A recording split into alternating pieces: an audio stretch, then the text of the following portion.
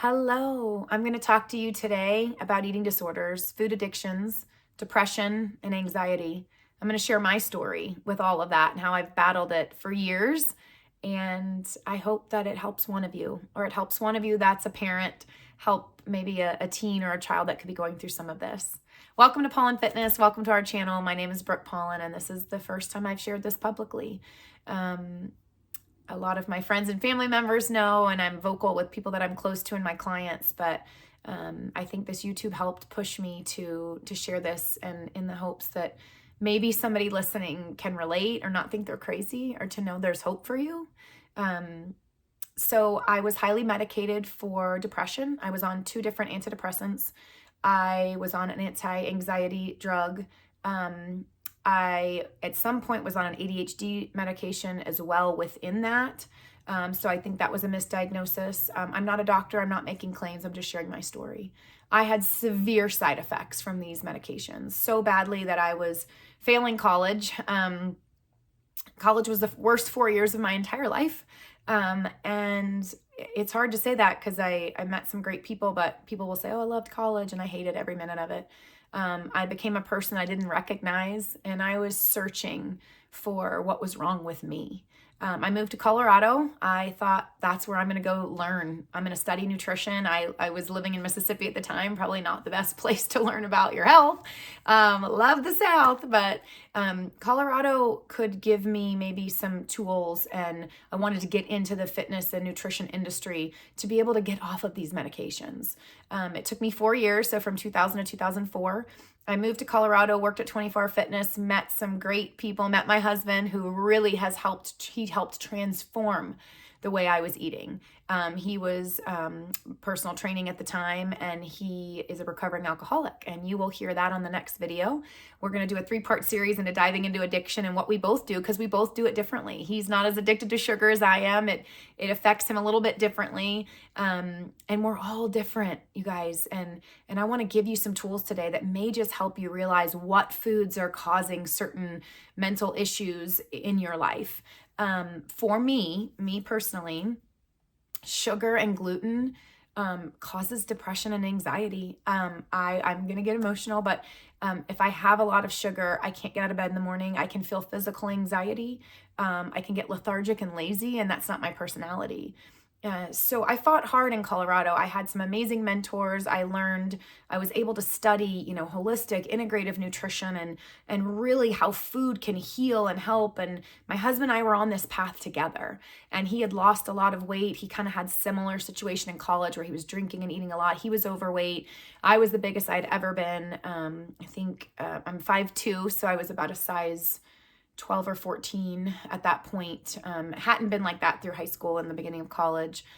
Just eating. I remember laying in my college dorm room eating Milky Ways one day and thinking like, what? And skipping class. And I really was just on this hamster wheel. And as I was going through this process of learning and healing, I remember calling my mom. And if any of you have children that are in their 20s or early 30s, and they're blaming you for anything, just remember that will come around. I think I blamed my mom. I was like, well, she was just too strict. She was so healthy. I think she probably saved my life, knowing what I know now about my sugar addiction. But I called her one day and I said, Mom, I have a memory of eating icing in the garage, like sneaking it.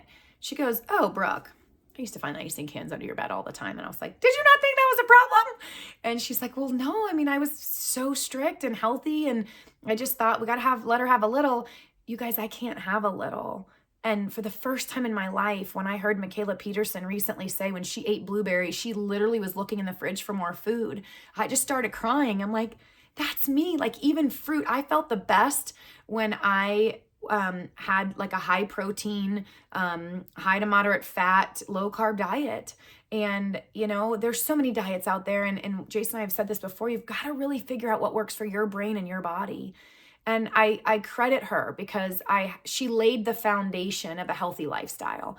Exercise was really important in our family. Food, making good food choices. And of course, she was in that era of like, they were getting thrown with like SnackWells and like low fat and like, what's going on, right? And she did the best she could with what she knew. And we were way healthier than the average.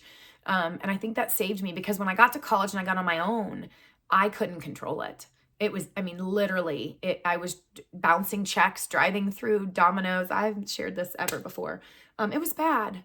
Um, Going days without eating, going days with binge eating, exercising. I was teaching, I was getting into fitness and trying to do all of that. And it was just this cycle. And when I moved to Colorado, and Jason and I met, and I started healing, we had a passion for helping others, and we didn't want to do it corporately. We wanted to open our own place, and we wanted to dive into a community and help people that struggled like us. My husband is a recovering alcoholic, and I'm excited for you guys to hear that, a part of his story. And we were able to help. So we just shared our story with people. We got them in the gym, exercising. We helped them eat. Jason helped me eat again. He's like, babe, you got to eat, like eat protein. We talked about eating after a workout. And so it kind of became our life, right? We were like making healthy meals, and I was feeling good. And then we competed in fitness and figure and bodybuilding. Shout out to Carla Sanchez. If you are in the Denver area, Performance Ready. She was an amazing coach. Jason and I both worked with her. She taught me a lot about nutrition, and we felt good then, right? And Carla was the same way, high protein, low to moderate carb, low fat. I do higher fat now, but we felt good. And we were with this community of people who cared about their health. And that saved me for a while. But I was still handcuffed. I still had good years and bad years, good months and bad months, up and down in weight. I mean, luckily I owned a gym and helped, because I think that kept me like, I have to walk the walk, but inside I was still trying to heal and figure this out.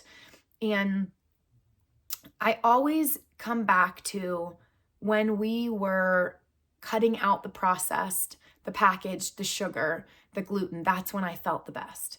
And somewhere along the way, we let that come in, right? Or we have our cheat day or our cheat weekend. And some of you can do that and do it well. You know, my sisters, all three of us, we are not alike at all. My baby sister, she's so awesome and fit and super strong, muscular, and she counts macros and she does really well with it. But if you come, and we were talking about this the other day, if you come from an eating disorder background or you've had that in your past, that's really hard for people like us. But that works for her. And then my middle sister, we call her the tall, skinny one. I think she's 5'4", we're 5'2".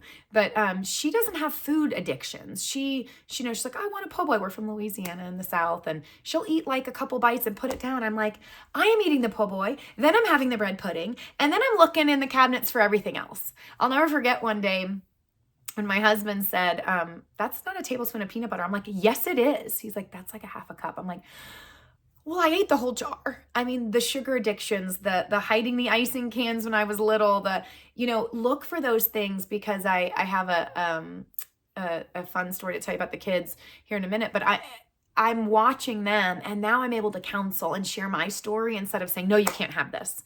Hey, take a look at this and see how it affects your brain. And so years of still battling it, and then the industry changes, right? And then like everything comes in, right? There's keto and there's Atkins, and y'all, Sugar Busters. I ate more sugar-free muffins in high school than I'd like to count. I'm sure that was super healthy, right? And so you start to try different things. And, our last video, I went like vegan for a while, but this was all in search of what was optimal for my body. And I've had a couple people reach out and like, how can you eat this way now? And how can you, and all I say is like, I am searching to eat the way that's going to bring forward the best me. I want to be mentally healthy for my children. I want to help other people that struggle with mental health, because it's a big thing right now, you guys. And the suicide rate and the depression in kids, it's hard, and you're not alone. So if you've ever hid icing cans, or if you ever hid in the closet and eat, or you feel out of control. I remember sitting in a parking lot grabbing donuts one day and then like running like 5 miles the next day. Like I did it all, right? And recently, I was having some physical anxiety last year. I moved to North Idaho, and wasn't really relating, because I've been feeling so good mentally, wasn't really relating that the grayness had to do with anxiety. But this year I thought, let me just put some things in place for the winter that can help. And it's been awesome. So I do want to recommend that. I really cleaned up my diet. I got sick in March with SIBO, small intestinal bacteria overgrowth. And I was almost forced to try the carnivore diet. My husband actually recommended it. He said, I know, that this might sound crazy, but I need you to listen. He sent me this podcast of this doctor who was talking about SIBO, and I was like, I'll try it. I was miserable. I was bloated. I was feeling a little bit anxious and a little depressed and just miserable. And I did do that to heal. And I'll share with you what I'm doing today. But the removal of sugar and gluten and anything remotely that would turn into sugar, so carbohydrates in my body, makes me not feel great. And so I recognized that this winter, and I was like, okay, I've got to really, kind of more of a keto-ish meal plan at the time. So high protein, high fat. I didn't weigh or measure. I just cut out all the sugar, all the gluten, all the grains. And it's been amazing. And I felt really good. I increased my K2D3. I think that is key. I've been getting as much sunlight and red light therapy as possible. Red light, I think, is amazing, especially whether you have a lot of sun or not, get out in the morning sun. I incorporated daily walks for anxiety as well. And I have to tell you, it's a combination of all of this, but those daily walks were awesome. One day I was really kind of almost anxious panic attack type. And my husband said, let's go for a walk. And my good friend had recommended that too. She goes, get off the phone with me and go for a walk. And it changed everything that day. And I had still been eating good and doing this protocol, and that walk changed everything. And so I've been incorporating that into my mental health every day. So red light therapy walks, K2D3, magnesium, cutting out the sugar and processed foods. And I feel great. I really do. And it's not perfect. And, but I will say that this is the first Christmas that I ever felt in control in my whole life. And I'm 44 years old.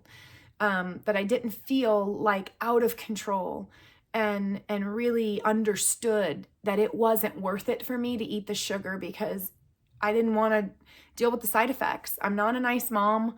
When I have a lot of sugar, I'm the yeller in the family. All of that is on this level when I am not eating right and following this protocol. And I used to feel like so upset, like why do I have to be like this? Why do I have to eat this way? Why can't I just have a flippin' cookie every now and then? And I was frustrated with it. And I'm like, gosh, Brooke, come on. And you guys, it's not a willpower thing. And for the first time I understood it, I listened to Michaela Peterson on a podcast talk about the fact that when she ate blueberries, she literally was looking in the fridge for her next meal. And I thought, that's me. That's all I think about. Do any of you like that? Like, all I think about is food. That's all I think about. Like, when's our next meal? What are we having? And I wanted it to be healthy. And I've done it all, like my brain, right? And when she said that, I thought, wait, like my kids deserve better. And that might be me. And I cut out all the sugar, you guys, the fruit. We tested it. My husband, I was eating, super high protein, high fat, low carb and little to no carb. And then we tried the fruit and honey. And it didn't work for me. I had a little bit of fruit and honey, and I literally, I could have eaten a whole cake. I couldn't stop, and it spiraled me out for a couple of weeks, and I pulled it back in. And Jason he can have a little bit of berries with Greek yogurt. He can have certain things that doesn't spiral him, but it affects me. And I will tell you, I don't know the last time I had fruit. I'm just going to say it, because it acts the same way as sugar to my body and to my brain. And I just want some of you to know that, like, you can thrive. You can, and I'm not telling you to come off of medications, and please, I'm not a doctor. Please get some help. I had somebody, and my husband working with me through this, but you can start these things if you're on medication, start these things now, because you're going to feel better even on that medication. You could take some of the side effects away doing this. So if you're removing the sugar and the gluten, we shouldn't eat that anyway, right? Do it for 2 weeks, eliminate it, 2-3 weeks, a month, and then slowly add it back in and see how your body reacts. That's what I did. So I eliminated it. Then I added the fruit and honey, and it was terrible. And I literally was addicted. Again, I'm like, oh gosh, maybe I shouldn't eat this way. Maybe I shouldn't follow a diet. I'm gonna have an eating disorder again. No. It was the sugar. And then I tried it with gluten. Same thing. Now, not as strong as the sugar. So if I had bread or something, but pretty close. And my husband's super supportive. So if you're listening to this and you want to send it to a spouse, like, you got to just be supportive. You guys, I'm just going to go off for a second, but like, we have chemicals and additives and a lot of food here that is outlawed in other countries. Your children are addicted because they're chemicals that are put in the packaged foods. Eat from the earth. Eat more natural foods wherever you are. Get rid of the package, the processed, the sugar, the can, all of that. Get rid of that and try this. Your children, you will see a behavioral change within a week. We have a 7-year-old son who had a lot of behavioral issues, and we joke and we say, okay, I'm going to totally be candid for a minute. If he was the first, we might not have had the other 4. No, I'm kidding. He is amazing. And I had to pull gluten, food dyes, and sugar. He can do a little bit now. I believe our bodies are meant to heal. And once your body's healed, you can actually allow for the 10% on the weekends. That might be you, and that's okay. That's great. I wish I could be me. But just like an alcoholic, my husband cannot have alcohol. Not even a sip. I actually can. I just choose not to. But I mean, I can have like a little bit. It doesn't necessarily affect me. It actually just makes me want to eat. So I shouldn't have it anyway. But it changed his behavior within a week. And now he recognizes it. And he put on his vision board, no sugar. And he eats, my kids eat fruit. They have a little bit here and there. My husband does a really great job of balance. I tend to be a little bit more like my mom. And it works out it's a very good balance. But we're starting to see things with our kids. We're starting to see how the food affects them. How when one of them ate a lot of cookies one night, the next morning was sluggish, lethargic, kind of grumpy, moody, a little bit depressed acting almost. And we're just starting to watch it and acknowledge it and then educate on it. Hey guys, listen, we're not restricting food, but we're saying like, this is what mommy struggles with. And this is what dad struggles with. Dad can't have alcohol. And this is what it does to our brain. So when you choose this, you might feel this way in the morning. And it's our job as parents to I don't bring a lot of that into the home, but during Christmas time and things like that. And I know some people are way more stricter with their kids and hardcore, and people think that we're super strict and hardcore. You got to do you. But I think it's our duty as parents to really look at this, because what we put in our mouth is either feeding disease or it can heal us. And why not? You're not going to die if you don't have a cookie for a month. Try this. Pull the sugar, pull the gluten, pull the additives, and see how you feel, and slowly add one back in a time. And so today I'm super high fat, super high protein, very high fat, super high protein. I don't weigh or measure. I feel amazing. I'm always looking to work at getting better, and with the anxiety, I've been walking more, but it's been life-changing to really just admit and acknowledge that there's certain things that my brain does not do well with. And so it wasn't that I was doing anything wrong. You're not doing anything wrong being depressed. You're not lazy. It's not willpower. It just might be the foods that you eat. And I just encourage you to try it. Jason threw out the challenge of carnivore month. Try going high protein, high fat, and cutting out all the sugar, anything that would make sugar in your body. And then reintroduce it. I was talking to a friend today, and I said, do it for 2 weeks. And then reintroduce something. So if it's sugar, fruit, honey, and see how it makes you feel. Test it. Test it on your body. Because now it is easy for me. The handcuffs are gone. I don't feel out of control because I know exactly what affects my mental health. And I know how good it feels to thrive. And I would just encourage you in this new year to do that. Right? I mean, that can't hurt you. So thank you for allowing me to share my story today. We're going to go a little bit deeper here, and Jason's going to share as well. And then we'll share together just some protocols that we're doing. But that's just my candid story. And I'm so grateful for the journey along the way. I don't think I'd be able to help the people that I helped today and share it. So I hope that this helps some of you, to maybe make some steps in the right direction and help your family and yourself. So, one thing, yay. Okay. So my one thing for today, and it's just going to be coming from me, is, to really focus on removing the packaged foods this week. So kind of my one thing is like a challenge. Remove it, get rid of it, right? Go pack it up somewhere. You don't have to throw it away. I told somebody to throw it away the other day. She's like, that's wasting money. I'm like, I don't know, but is it? It's like chemical poison. Like, just throw it away. No, I'm not judging. Cut out the packaged foods. Cut out the processed foods. and do it for a week and see how you feel, see how your children feel.